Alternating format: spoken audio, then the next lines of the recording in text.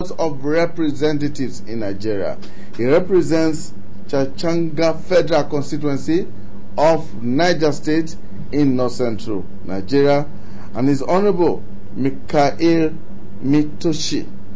Thank you so much for joining us, Bmitosahi. It's a pleasure being here. Right. Indicates that there have been more cases going to the tribunals, to the judiciary for adjudication, election cases since the 2007 elections, much more than the two previous elections we had, 1999, 2003. Now, what in your assessment would have been responsible for this? Some analysts have said there is a loss of faith in the electoral process, and so people just wait very patiently for whatever will happen with the electoral process and then go on to the courts. It's the pleasure being on this program. If in 2000 election, there are more cases in the court in 2000 election, in 2007 election, is because Nigerian politicians have increasingly perfected the art of stealing votes. From 1999, it was better in 2003, it was better in 2007.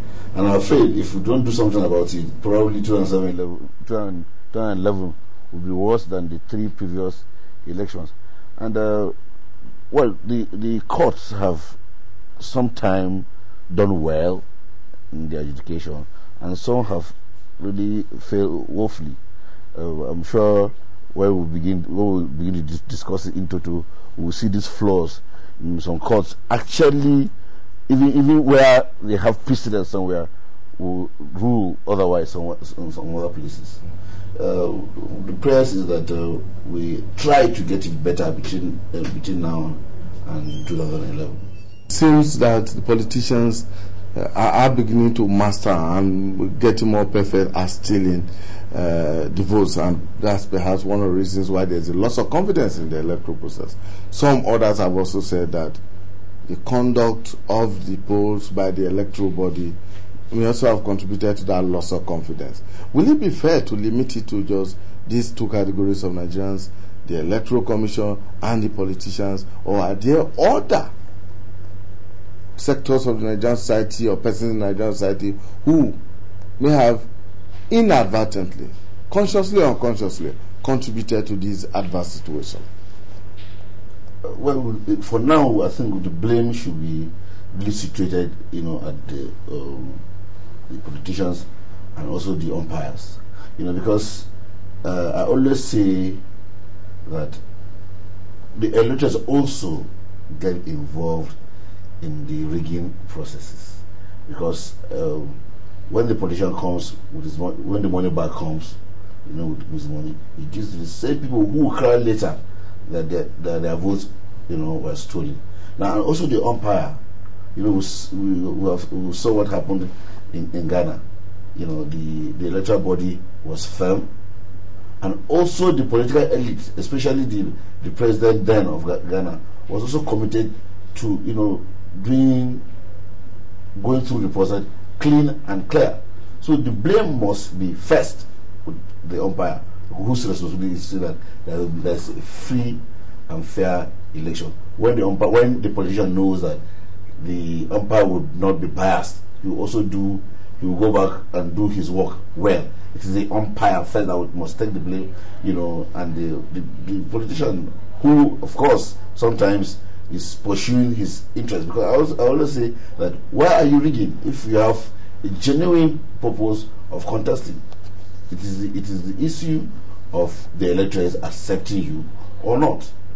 Now, the umpire must make sure that people get what they truly voted for. That way, scrupulous politicians will be, deterred from, wanting always to subvert the people's will. Okay, let me stay with you a bit longer and for you to do an assessment of the judicial process that we have seen since 2007. He's just talked about it, that it does seem as just the way the politicians are beginning to learn more, say maybe some expertise in stealing votes. The judiciary is also beginning to up its own game, and we are beginning to see some firmer judgments at that level than we saw probably after 1999 and 2003. What's your assessment of the judiciary so far? No, you can't take it away. The courts have really tried. In 2007 in election education, but I know they can do more. Because we have places where it was clear that the judgment was not in conformity with the principles of rule of law. We've also had cases where, yes, people have applauded the decision of the Court of Appeal.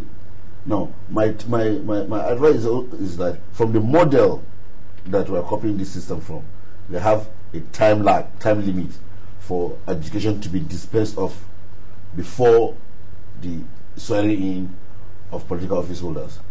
Because I don't understand why people would, because a lot of them use taxpayers' money to pursue their cases in court.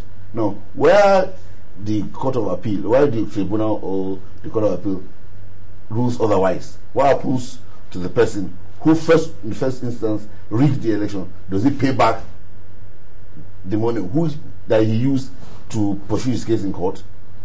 Does the court punish him? So first of all, let's make sure that maybe 2-3 months before the swearing in, that all the cases standing in the tribunals and in the courts are dispensed of before we use taxpayers' money to pursue unwarranted cases in the first place. I think that this is when the Electoral Act comes before the National Assembly for amendment. We should look at first 3 months. Because that's the model in America.